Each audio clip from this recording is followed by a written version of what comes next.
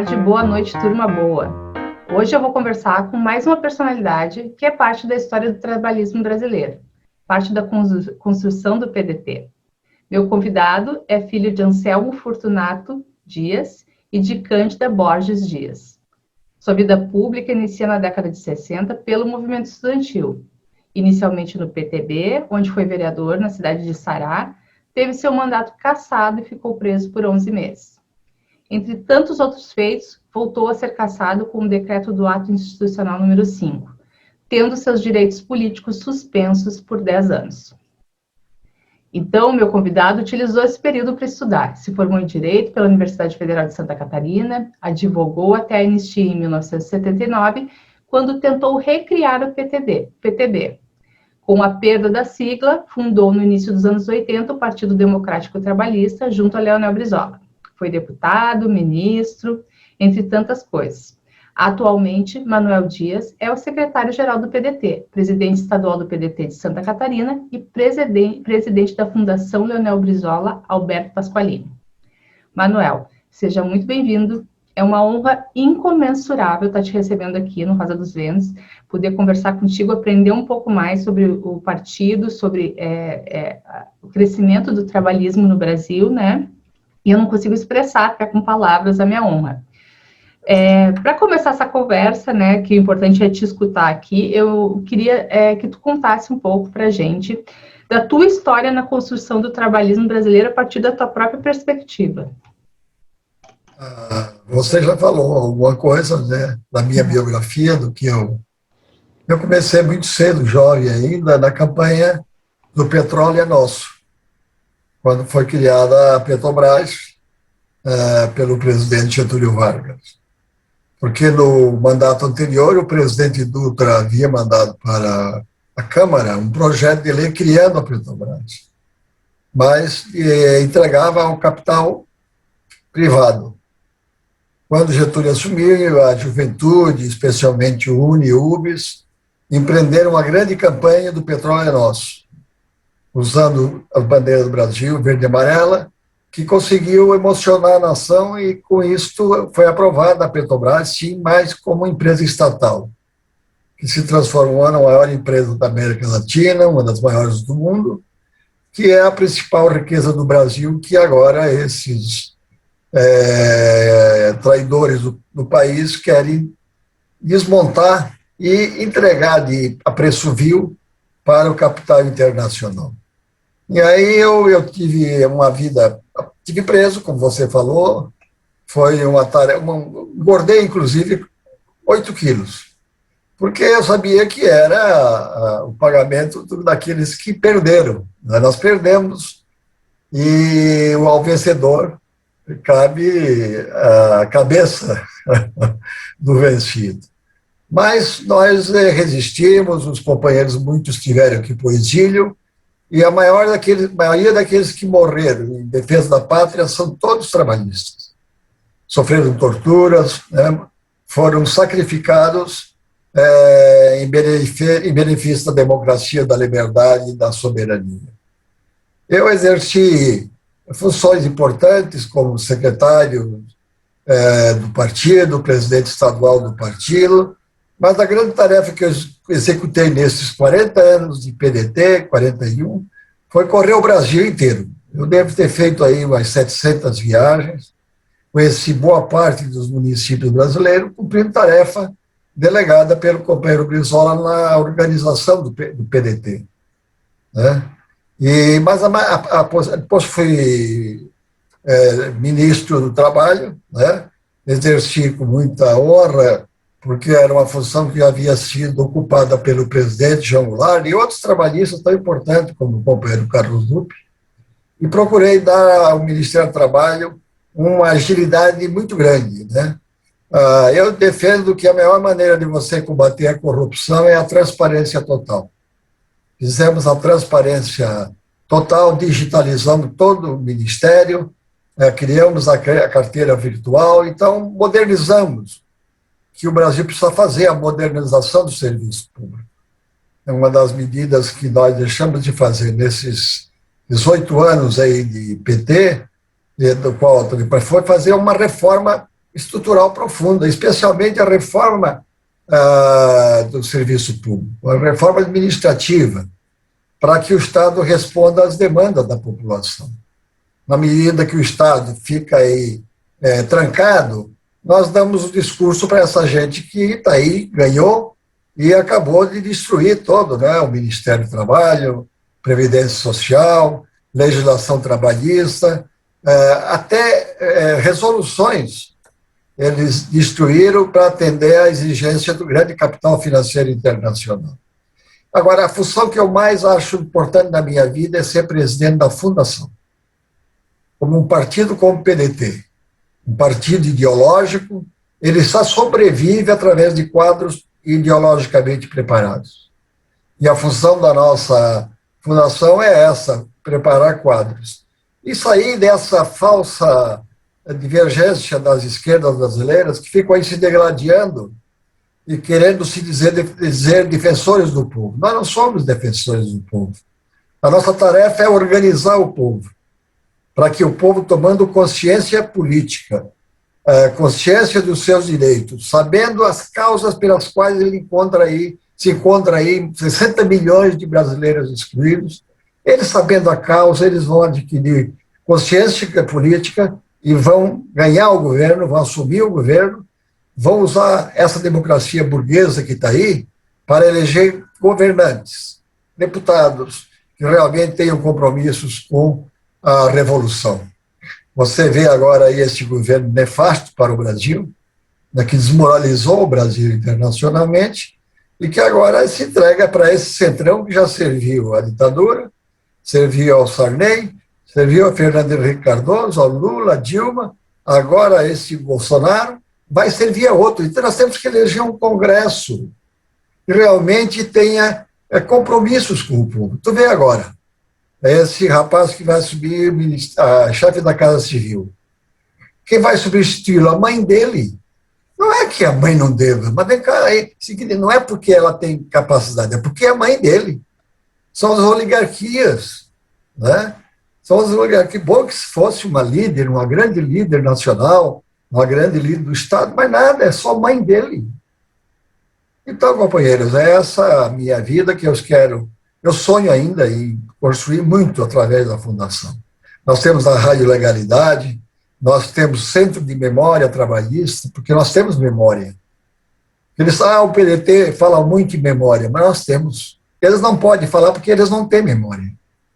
Nós temos lideranças fabulosas que construíram esse país. Getúlio transformou uma grande fazenda dos senhores de engenho em 30, em 45 era a 25ª potência do mundo. Fez as reformas estruturais para capaz de sustentar o desenvolvimento industrial do Brasil. E agora estamos aí, um país desindustrializado, um país que não gera emprego, que exclui e faz aquilo que Darcy Ribeiro sempre dizia. A questão da educação no Brasil não é uma crise, é um projeto. É um projeto dessas elites de negar acesso à população à educação. E, paradoxalmente, quanto mais avança o progresso, quanto mais avança a tecnologia, mais aumenta a exclusão. Porque na medida em que essas pessoas não podem aderir acessar ao conhecimento, como é que eles vão manusear o equipamento desses aí? O mundo vai ser cada vez mais dominado pela tecnologia. Então é isso que eu estou, a minha vida, estou ainda jovem, tenho muita esperança ainda de, no ano que vem, assistir a vitória do companheiro a presidência da República, né? Para que ele possa fazer essas reformas estruturais. Sem elas o Brasil não muda. Teremos nós aí, alguns privilegiados que estamos aí, mantendo os nossos privilégios apenas, e o povo cada vez mais excluído, mais pobre, mais sem saneamento, sem educação, enfim, essa miséria que é causada por egoístas, né, por gananciosos, que se dizem cristão. Pior de tudo, se dizem cristão, porque Cristo não foi nada disso. Não, não. Eu fico assim, ouvindo as tuas palavras e me vem muito a reflexão, né? É muito parecida com a minha tua reflexão, assim, da questão estrutural, né? A gente teve quase, assim, quase 15 anos de governo do PT, né? E não vou entrar no mérito da questão do PT aqui, não é esse o objetivo. Mas eu digo assim, o quanto poderia ter sido feito, né? Nesses 15 anos, muita coisa. E você foi ministro do governo Dilma Rousseff, né? E eu entendo que nesse momento tu teve a oportunidade de fazer algumas coisas, mas em alguns momentos provavelmente tu também encontrou muitos entraves à tua atuação, porque eu sempre penso assim que nos bastidores, né, as coisas acabam acontecendo de uma forma que quem está de fora não pode nem imaginar, né? Que aquela pessoa tenha vontade política de fazer, a habilidade para fazer o que precisa ser feito, mas ela vai encontrando obstáculos, sejam eles pessoais, né, de imposição hierárquica, ou sejam eles burocráticos, que eu acho que também é um grande problema no nosso país, né, a grande quantidade de burocracia para te conseguir lograr êxito em alguns projetos. Então, eu queria saber de ti, assim, com as suas palavras, como que tu percebe essa questão de tu conseguir alguém habilitado para ocupar um ministério importante, né, que era o Ministério do Trabalho, e essa pessoa não conseguia avançar, muitas vezes até pela questão legislativa, né? Conta um pouco para nós dessa tua experiência no Ministério e como que tu percebeu. Eu entendo que tu realizou muitas coisas, mas deve ter tido coisas que tu não conseguiu por causa de entraves. Como é que tu tem essa percepção, assim? É muito legal ouvir essa experiência de alguém que já esteve lá, né? É um cargo importantíssimo, né? Foi o cargo mais importante do ponto de vista político que eu exerci. E sabe que o poder é gostoso, né? O poder é muito bom. Olha, por isso que essa gente não solta o poder. Mas eu tinha consciência das dificuldades, né? Porque eu estava fazendo há algum tempo a autocrítica. A esquerda brasileira tem que fazer uma autocrítica, né? Dos erros que nós cometemos e que, na medida que você erra, você dá acesso ao inimigo, porque não é adversário, é inimigo daquelas posições que nós defendemos. A maior dificuldade é a burocracia mesmo, porque eu quis modernizar o Ministério para fazer, por exemplo, tomar essas ações da abertura total, né? Fazer mudanças, por exemplo, na confecção de uma carteira de trabalho. Uhum. Ela demorava 3, 4 meses para fazer uma carteira.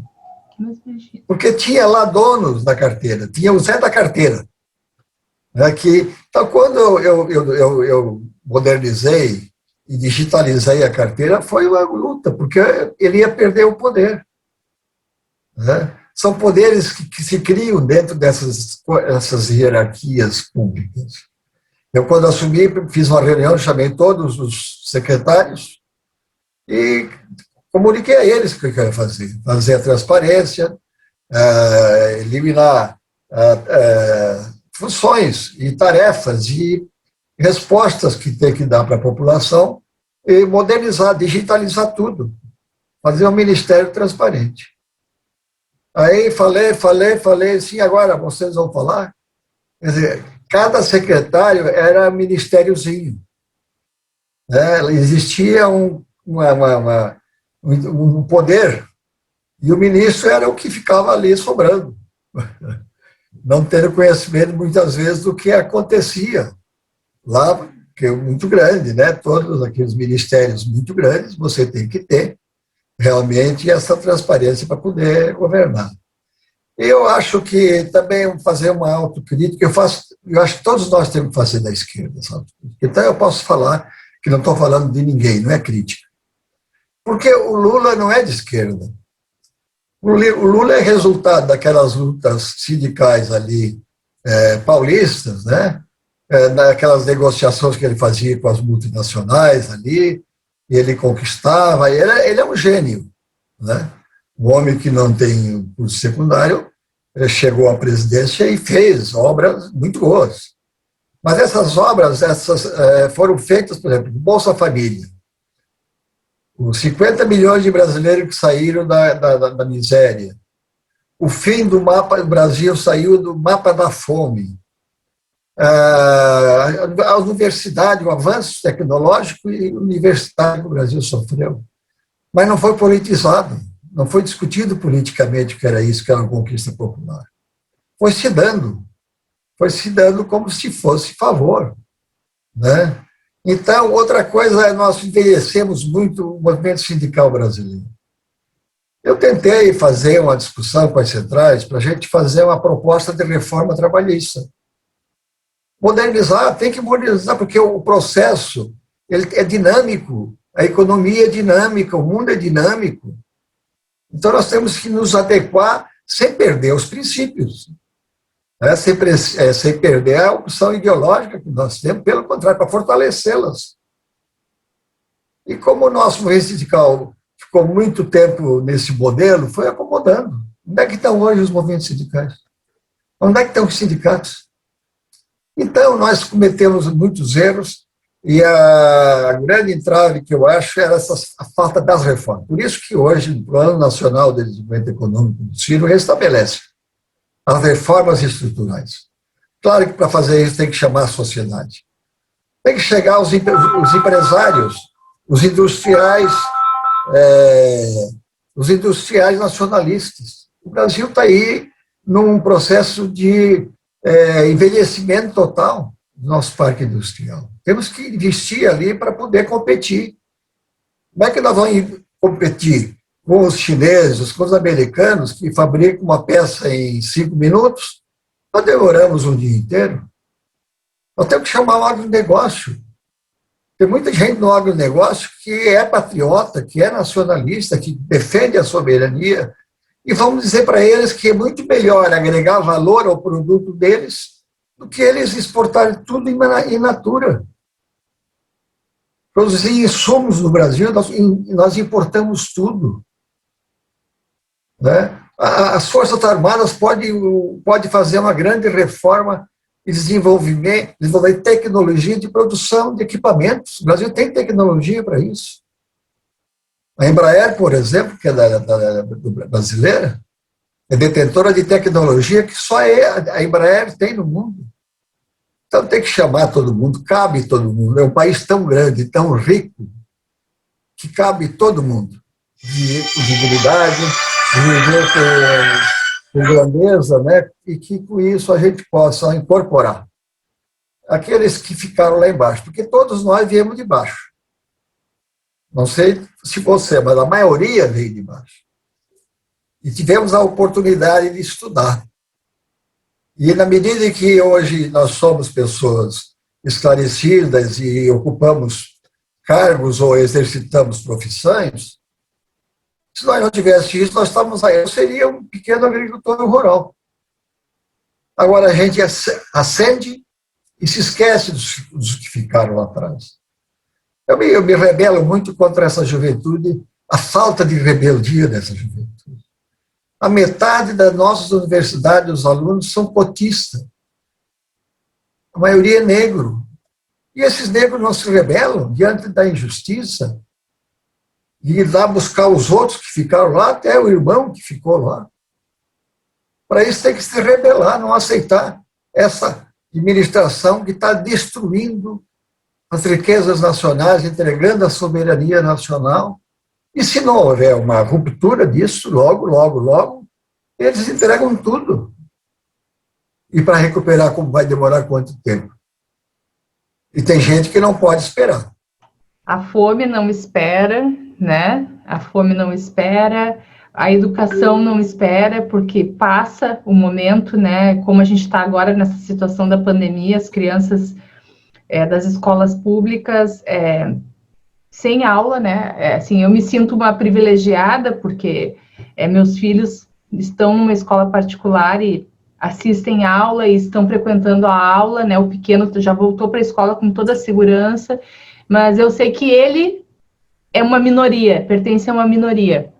A grande maioria está com essa questão da escola pública, sem o acesso à internet, alguns assistindo aula por um celular, né, não é nem um computador, vendo a professora numa câmera bem pequenininha, com conexão ruim, e por aí vai, né, sem o contato com os colegas, etc. Então, a gente sabe que a fome e a educação são duas coisas que não podem esperar mais, né? Assim como tu, eu também, eu vim de baixo, né? Minha família não era pobre, mas eu sou de uma família classe média baixa, né?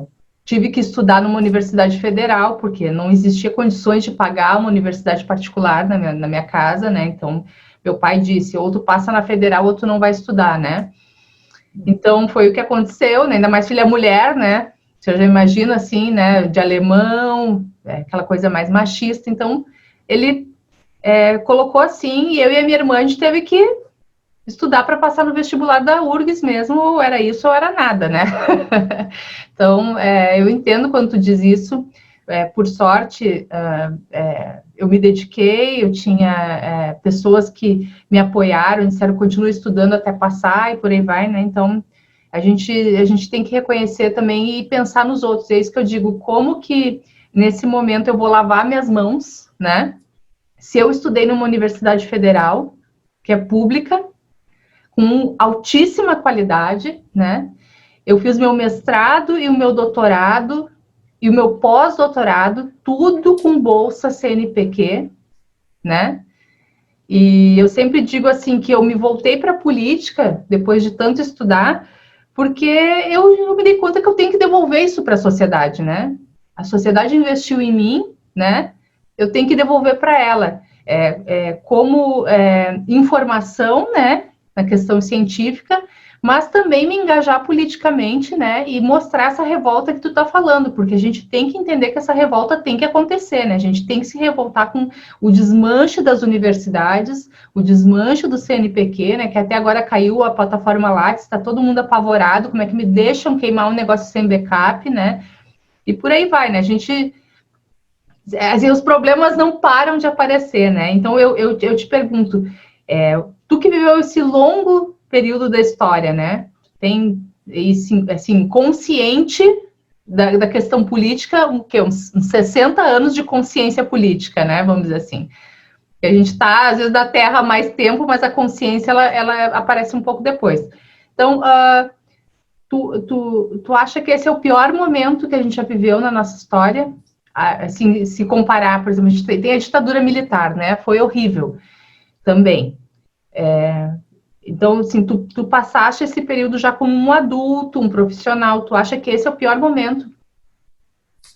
Eu acho que é. A ditadura militar, claro, ela produziu mártires, né? Ela praticou muita injustiça, foi um golpe engendrado ali pelos americanos junto com alguns militares brasileiros, mas pelo menos nós tínhamos a maioria dos militares nacionalistas, né? Não permitiram a entrega, né, das empresas nacionais, essa questão da Amazônia, todas essas ações que são decorrentes de uma posição de patriotas. Hoje não. Hoje nós estamos sendo governados por um projeto que começou contra o Getúlio, que queriam derrotar a democracia e o trabalhismo, e com o golpe de 64 eles não conseguiram completar, né, o que defendiam. Agora estão fazendo política de terra arrasada. Quer dizer, acabar com o Ministério do Trabalho, que é um instrumento que não é nem socialista, é capitalista. Nessa democracia burguesa, eles criam o Ministério do Trabalho para fazer intermediação de capital e trabalho. Não é com o objetivo de socializar, né? A Previdência Social foi um avanço espetacular que o Brasil tem, né? Nós estamos avançados no campo social, do ponto de vista de oferta, né, de benefícios à população. E acabando também com as grandes empresas, que são fundamentais para sustentar o crescimento nacional, o crescimento e o atendimento às demandas da grande população.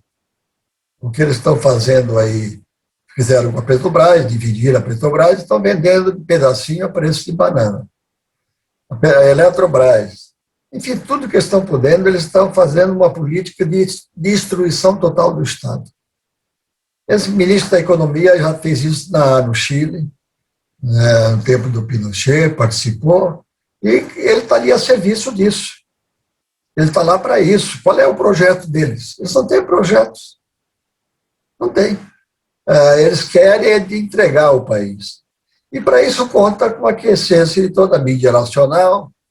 A Globo está brigada com o Bolsonaro por outras razões. Essa questão de cofre, talvez, né? Mas não há uma crítica às reformas que foram ditas reformas, que não foram reformas, foi subtração de direitos, né?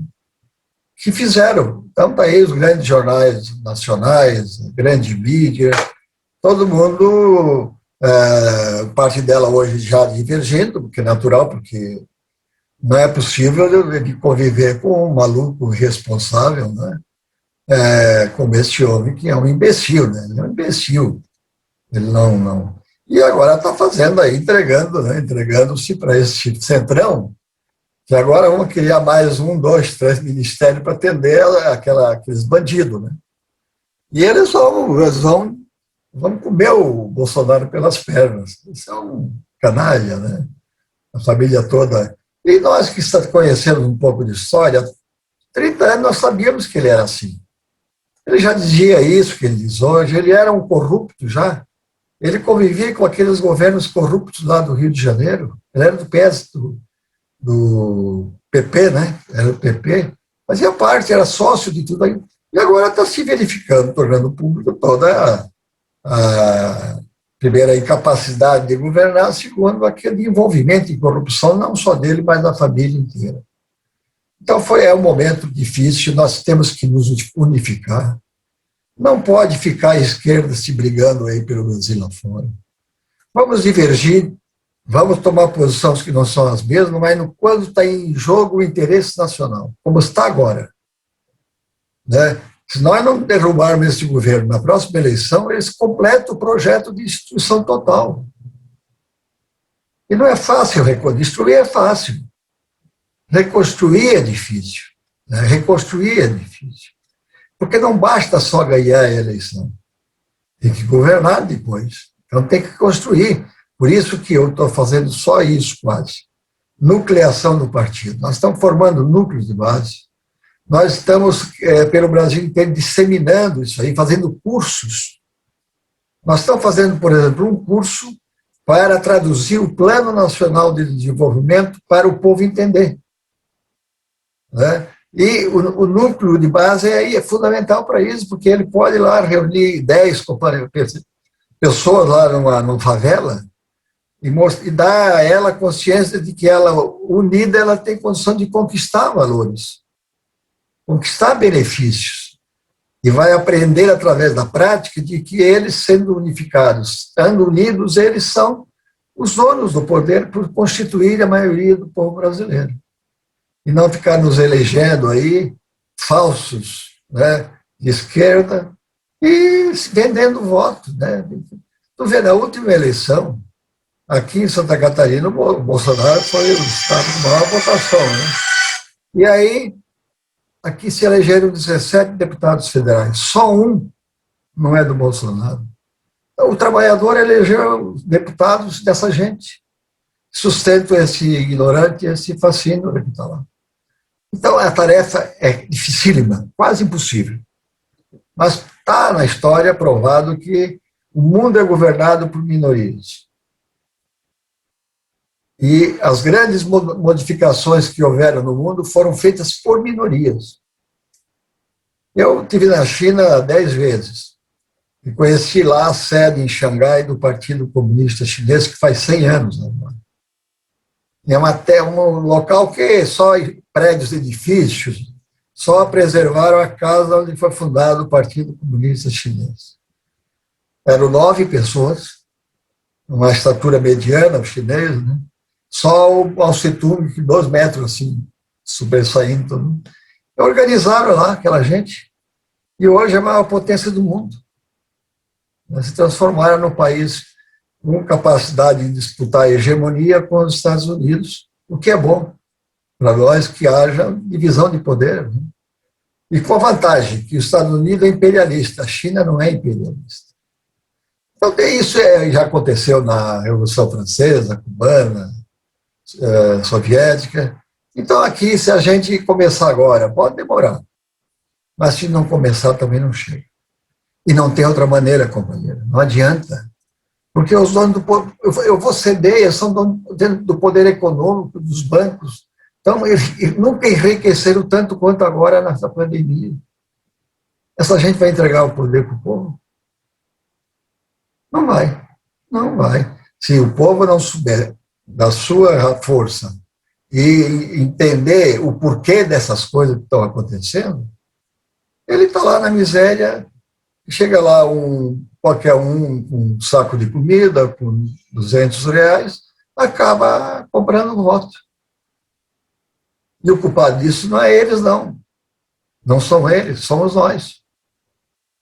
Somos nós. Porque eles não vão organizar o povo. Eles mantêm o povo totalmente despolitizado. Né? Porque na medida que se organiza, vem cobrança. Né? Então, também muitos de nós, líderes, preferem não organizar, porque se organizar, eu passo a ser questionado, cobrado, posso perder a liderança, o comando. Porque no Brasil, a nossa abertura democrática ela foi muito ruim. Né? Porque fizemos uma abertura democrática, quem ficou comandando foi a Arena, o presidente Sarney. E esses caras todos que estão aí no Congresso Nacional hoje serviram a ditadura, serviram também a esquerda, eles não têm nada a ver. Então, a esquerda, o campo popular, não teve menor influência nessa abertura. E a legislação que foi construída, por exemplo, sobre partidos políticos, absurdo, né? Os partidos têm dono. O partido tem dono. Esses partidos que têm como presidente deputados, eles são donos, eles se reúnem e montam lá o que vão conquistar, o que vão fazer. Né? Então, é uma longa caminhada, Eu, embora já esteja quase arquivado, eu sonho que a gente pode contribuir. A Fundação Leonel Brizola Alberto Pasqualini, a universidade, a Rádio Legalidade vai começar, está começando, está avançando. Nós vamos cumprir o nosso dever e a nossa parte. Isso aí. Então, Manuel, eu vi que em todas as respostas que tu deu para mim, tu sempre cita, né, a Fundação Leonel Brizola Alberto Pasqualini, que tem também dentro desses projetos todos, né, da radiolegalidade, etc., tem os núcleos de base, tem também a Universidade Leonel Brizola, né? Eu confesso para você que até um tempo atrás eu não conhecia, né? Porque assim, eu também me filiei ao PDT há muito pouco tempo, né? Então, eu não tinha muita noção da estrutura do PDT, como é que funcionava. Agora que eu estou estudando, estou lendo estatutos, essas coisas todas, né? E quando eu fui fazer a cartilha, né, com a Ivana, do ecotrabalhismo, que eu fui começar a ter um pouco mais de entrosamento com a fundação, com a universidade. Daí eu conheci a Xana, né, que foi uma pessoa incrível que o PDT colocou na minha vida nesse momento, né. Então, eu entendi, assim, e daí eu entrei lá, fui olhar os cursos, né, porque eu tenho um módulo que sou eu que dou o curso de mudança climática. Eu fui lá olhar, eu fiquei encantada com o material, assim. E na entrevista que eu tive com a Xana e com a Pamela, elas me contaram que tem o curso do Enem, que é gratuito, né, preparatório para o Enem. Tem esses cursos preparatórios para candidatos, né, que até eu quero fazer para aprender, para saber como é que funciona, porque eu não faço a menor ideia, né, como é que é. E percebo que esse é o teu maior orgulho também, né? Eu acho que eu estou certa. Então, eu queria saber, assim, nesse projeto incrível, que é a Fundação Leonel Brizola e a Universidade Leonel Brizola, eu quero saber quais são os sonhos do Manuel Dias, né, para essa fundação e para essa universidade. Denise, obrigado aí pela oportunidade, né, de poder conversar. Turma boa, né? É a turma boa. Tem muita gente que entrou no PDT recentemente. Isso. Muitos até em função do próprio Ciro. Então, tem um universo de jovens universitários, pequenos empresários, enfim, de qualidade excepcional hoje no Brasil inteiro, dedicados à campanha do Ciro à presidência. Não é o suficiente. Eles têm também que, como tu, se filiar ao partido. Porque tem tarefas hercúleas para eleger o Ciro e, pior ainda, para apoiá-lo. Eu falei com o Ciro hoje ainda, ele me telefonou, para saber como é que eu estava. Ele disse que eu estou bem, eu estou me cuidando, que eu quero ver a tua eleição. Maneca, não é eleição, eu vou precisar muito de vocês aí, de ti, lá no...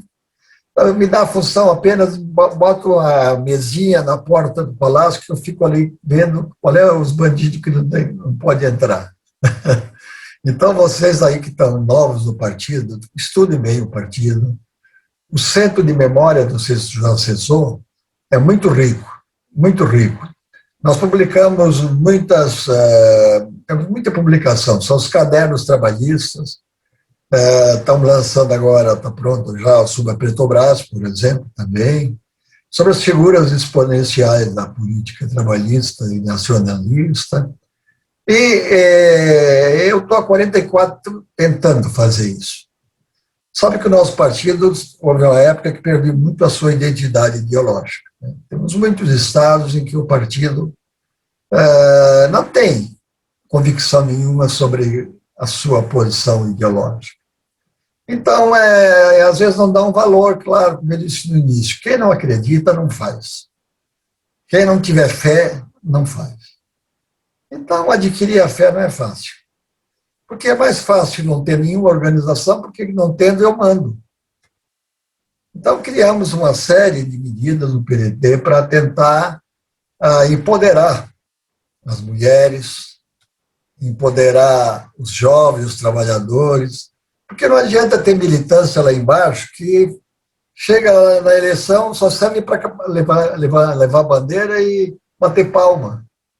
Porque o Maneca, o Lupe, não sei o que, decide como é que vai ser e se você não empoderar, você não encoraja. Fizemos aí hoje nós temos uma resolução da convenção que no município que construírem, está lá a especificação do número, tantos núcleos de base, vai fazer parte da executiva municipal, estadual e nacional. Você tem que empoderar para renovar o partido, inclusive, porque é da natureza, vai passando. Né? Agora não adianta tirar o Maneca, botar o Pedro e ficar a mesma porcaria. Tem que empoderar, melhorando a qualidade, essa coisa toda. Para isso, a fundação tem esse papel. Num país, um partido, como eu falei já, que tem como princípios aqueles que estão estabelecidos no nosso programa, no nosso estatuto, nos nossos documentos, tem que ser militantes, soldados da causa. Né? Tem que acreditar. E como é que você vai acreditar se não conhece? Não vai acreditar nunca e não vai se dedicar à organização que deve, porque nem sabe também como é que deve se fazer. A fé ela é fundamental, porque nós somos uma religião cívica. Tu está vendo aí como é que as religiões se multiplicam, especialmente as evangélicas. Né? Eles criam um grupo de 5, né? Converte, ao converter, adquire a fé, e acreditando com fé, ele vai reproduzir, multiplicar. Assim é um partido político também. Né? Um partido é uma religião cívica, então nós temos que... meu sonho foi sempre esse e continua. Vou levá-lo, talvez, para outra vida, mas a fundação é fundamental. A gente criou e instrumentalizou a fundação para responder a essas demandas do mundo moderno. Hoje, eu, há um ano atrás, eu não sabia participar de uma live, não conhecia, e essa é a principal ferramenta de hoje, cada vez mais. Nós podemos formar núcleos virtuais. Vamos discutir a questão da batata. Cria um grupo aí que tem interesse na batata.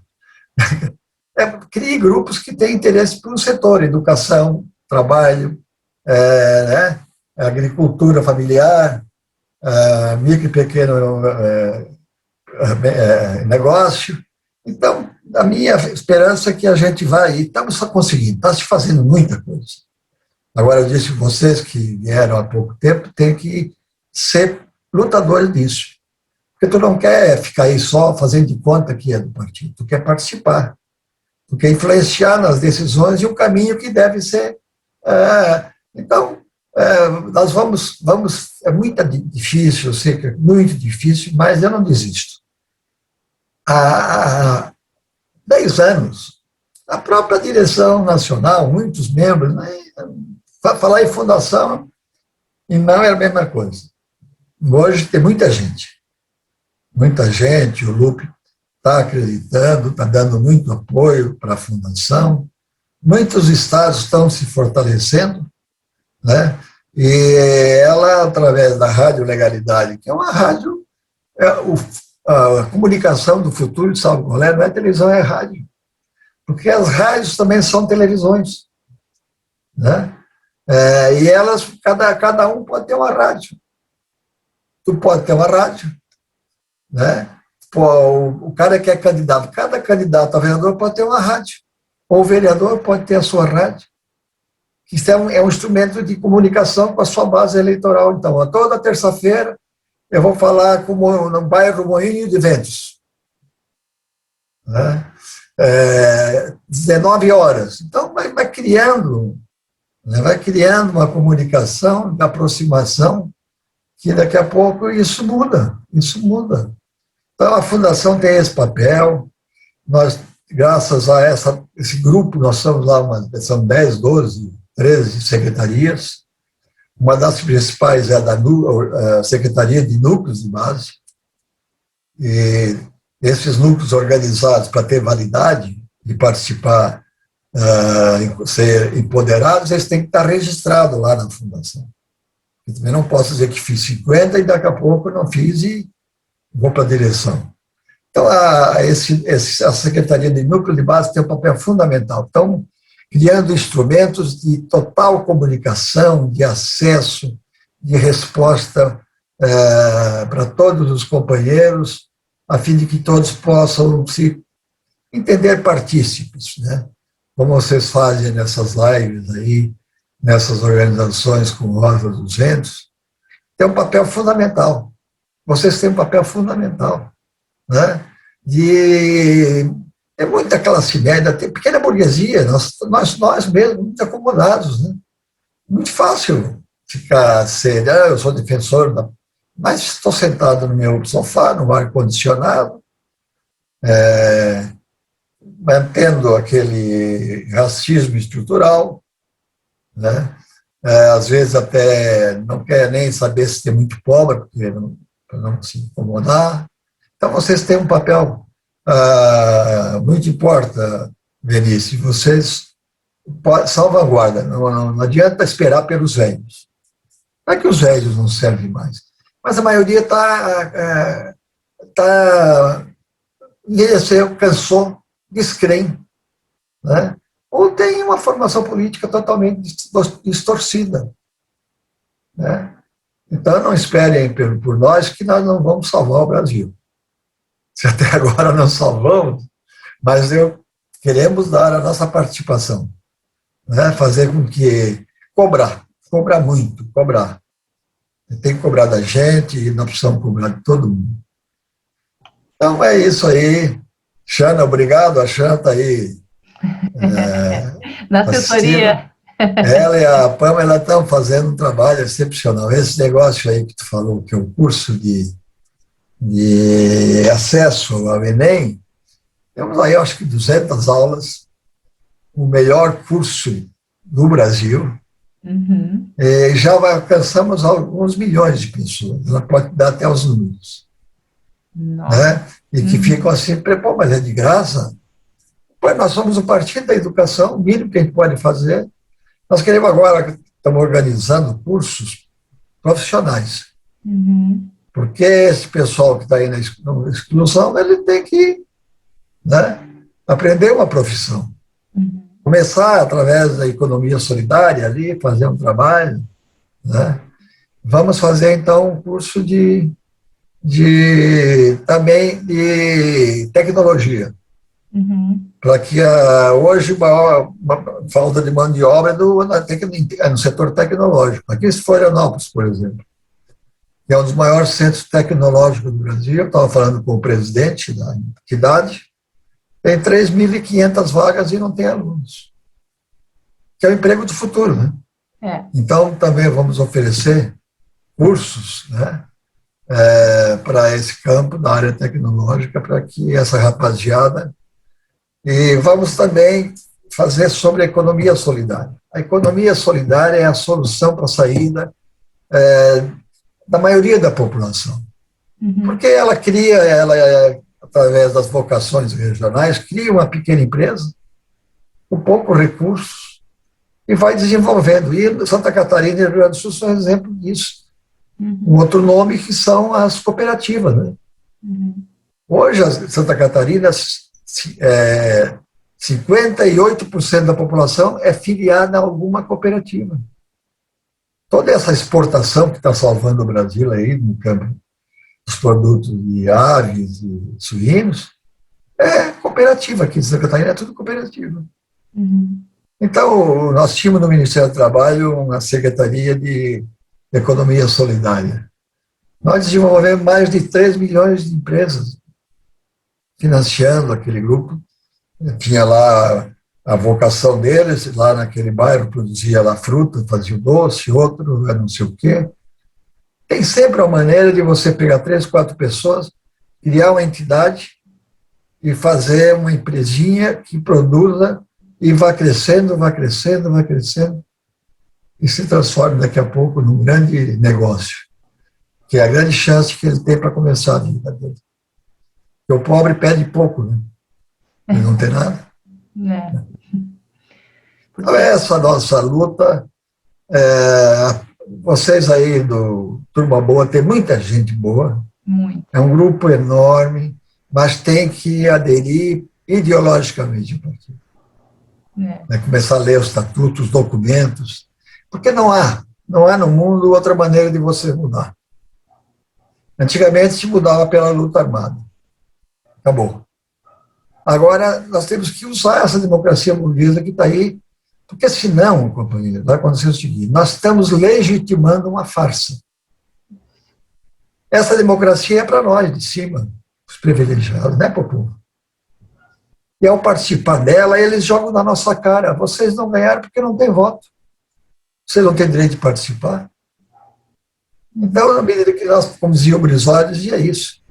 Nós só admitimos participar dessa democracia que está aí para organizar o povo para chegar ao poder. Então, o Brizola dizia sempre isso, companheiro, está lá no estatuto, né? E a nossa forma de organização não é nem diretório, é em núcleos de base. É os núcleos que vão mudar, porque de cima para baixo não muda em lugar nenhum. Não. De lugar nenhum muda de cima para baixo. É estrutura, né? É estrutura. Eles construíram essa estrutura mundial que se supera e se corrige do processo, né, quando eles estão em crise permanente, capitalismo. Mas vão criando instrumentos e ferramentas que permitem superá-las. É porque tem o mundo todo para servir a eles. Né? Então, eles vão mudando. A esperança é que haja essa mudança, né? Essa modificação. Essa pandemia, espero que sirva para alguma coisa. Né? Que sirva para conscientizar alguém, para mostrar que realmente não há solução não tem solução fora da solidariedade. Né? É um princípio que não caridade. O povo não quer caridade. Para atender a nosso remorso religioso, ou fazer caridade. Não é caridade. Ele quer participação. Ele quer fazer parte desse movimento que o resultado represente uma justiça social. Aquilo que Cristo sempre ensinou, amar a todos. Ele próprio foi um rebelde. Uhum. A Palestina era dominada pelo imperialismo romano na época, né? E ele deu a própria vida. Foi o primeiro mártir da liberdade, né? Da autodeterminação dos povos, livre-arbítrio, ele deixou, tudo isso ele deixou, dando a sua própria vida para que, infelizmente, chegamos hoje a essa religiosidade que contraria tudo que Cristo pregou, né? É só dogmática, né? Ela não é... Não é. Ela não leva a fé às vias de fato. Ela é só dogmática. Ela segue dogmas para te sentir melhor. Tu te sente melhor. Vende o céu através de esmolas, né? De favores e do arrependimento, né? Eu me arrependo, faço, e aí me arrependimento, estou perdoado. Funciona bem, né? Funciona bem para quem quer ter uma desculpa para poder fazer as coisas, mas não é o que tu disseste. A gente tem que se envolver nisso tudo. Para mim ficou muito claro, né? A necessidade do envolvimento de fato, né? De você não ficar só na internet publicando, etc., ou falando só, né, da boca para fora. A ação precisa ser feita, né? Eu tenho meus dias envolvidos praticamente, o tempo todo me dedicando para a militância, né? Eu tenho feito muita coisa, eu estou no Todos com Ciro, eu estou aqui no programa, no canal da Laura França, no Politicamente Interagindo, eu estou no ecotrabalhismo, eu estou na Secretaria do Ecotrabalhismo. Então, assim, eu estou em várias frentes diferentes. Eu estou lá no Clubhouse, agora que é outra ferramenta que apareceu, né? O tal do Clubhouse, que é tipo um podcast ao vivo, né? Então, assim, eu estou envolvida num monte de coisa. Eu digo assim, eu acho que eu não vou aceitar mais nada, porque chega. É tanta coisa, né? Mas, assim, eu não consigo dizer não, né? Porque eu sempre vejo a necessidade de me envolver, mas também converso com uma amiga minha que também tem esse dilema de se envolver em muita coisa ao mesmo tempo, que a gente tem que trazer pessoas novas para fazerem o que a gente também está fazendo, que não pode ser sempre as mesmas pessoas, né, ocupando todos esses espaços, porque o pessoal, às vezes, ele quer começar, mas não sabe como, né? Então, alguém convida. Então, assim, eu tenho feito esse papel também de trazer outras pessoas para dentro dessa militância mais ativa, né? Que é aquela militância que se envolve, etc., né? Confesso para ti que não era uma vontade minha me filiar, né, ao partido, não era um desejo meu, nunca foi, né? Eu sempre achei que minha vida seria só como cientista, etc., né?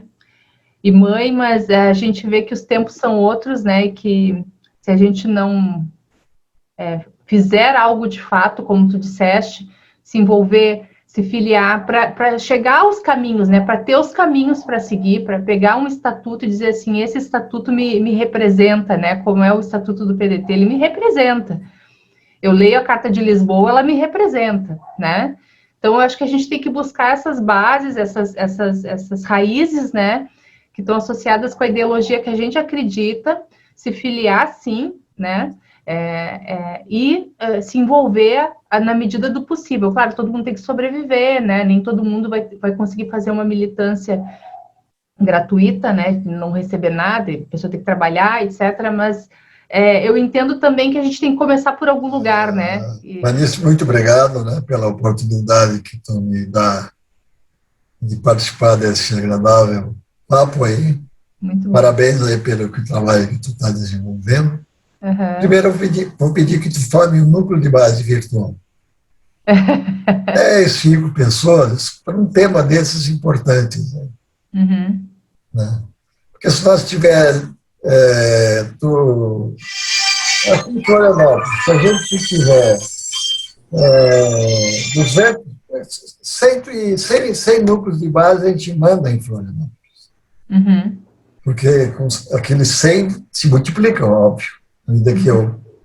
me converto, acredito, organizo, aquilo vai se multiplicar. É um pedido para te organizar o núcleo de base, registrar lá na plataforma da Secretaria do Núcleo de Base, para discutir o tema que vocês têm a ver, né? Para melhorar a qualidade do nível político da nossa classe média, melhorar, né, o nível de discussão, porque muitas nem querem discutir, né, preferem se isolar do que entrar, porque aí eu acho que vai se incomodar, vai... Né? Então, é isso aí. E dizer, convocar aí, que multiplique através desses... Nós temos dezenas hoje de grupos virtuais da campanha do Ciro. Eu pedi para ele gravou já, vai gravar mais, para pedir que todos aqueles grupos que estão hoje constituídos se integrem também, né, naquelas ações que estão lá disponibilizadas através da Fundação Leonel Brizola. E com isso nós vamos dar a nossa contribuição pequena, né? Parece que pouco representativa, mas que somada a todas as outras forças que querem o bem do Brasil, né, querem o bem da população brasileira, somadas todas nós vamos fazer aí um exército, né, e vamos atravessar o Rubicon e vamos não impor, não impor, mas conquistar. Através do convencimento que as pessoas têm direitos, são humanas, né? Tem que ter... Não podemos aceitar um país em que 60 milhões esteja excluído, que ainda criança morra de fome. Não podemos aceitar. Não podemos. Então, só há uma maneira. Nessa, como eu disse, nessa democracia que está aí, é organizando, porque senão não adianta. Eles chegam nas eleições, eles têm núcleo de base. A direita tem. A Federação das Indústrias, a Associação Comercial, a Federação Nacional da Indústria. São núcleos que eles reúnem na véspera da eleição, planejam, estipulam o quanto precisa, e aí vem para cima e desmonta qualquer tentativa de enfrentamento. Então, é isso que a gente está querendo dizer para ti, para todas as tuas companheiros que te ouvem, que te seguem, né, o teu aconselhamento, acreditam em ti, e nós certamente vamos agregar muita força. Vamos, né? Com certeza. Vamos agregar muita força. Então, muito obrigado, um abraço, e eu vou aqui até o fim dos meus tempos fazer isso. Nós vamos contigo. Tentar convencer a população que sem organização não se faz o fecho romano. O fecho que os romanos inventaram e que era imbatível, né? Que era, nunca era possível derrotar. Obrigado, boa tarde. Bom, eu vou me despedir de todo mundo aqui, então. Um grande beijo para todo mundo. Eu vou encerrar o programa aqui, depois eu vou me despedir do Manuel em off, mas eu deixo para todos aqui um grande beijo. Peço para curtir o nosso vídeo, compartilhar nas redes sociais, né, o nosso vídeo, para divulgar essa fundação brilhante, que é a Fundação Leonel Brizola Alberto Pasqualini, e os cursos que são oferecidos pela Universidade Leonel Brizola. Eu agradeço demais o tempo, né, que o Manuel usou do dia dele para vir aqui conversar com a gente. Muito obrigada, Manuel. Eu nem sei como agradecer. Eu tenho certeza que todo mundo vai adorar, que vai assistir, ouvir essa nossa conversa, porque ela foi extremamente rica em informação e também através das histórias que tu nos contou, a tua perspectiva da situação que a gente está vivendo no país. É uma conversa realmente... Eu aprendi muito hoje contigo. Então, vou deixar um beijo para todo mundo. Um beijo, tchau, gente. Tchau aí, Manuel. Tchau. É isso aí.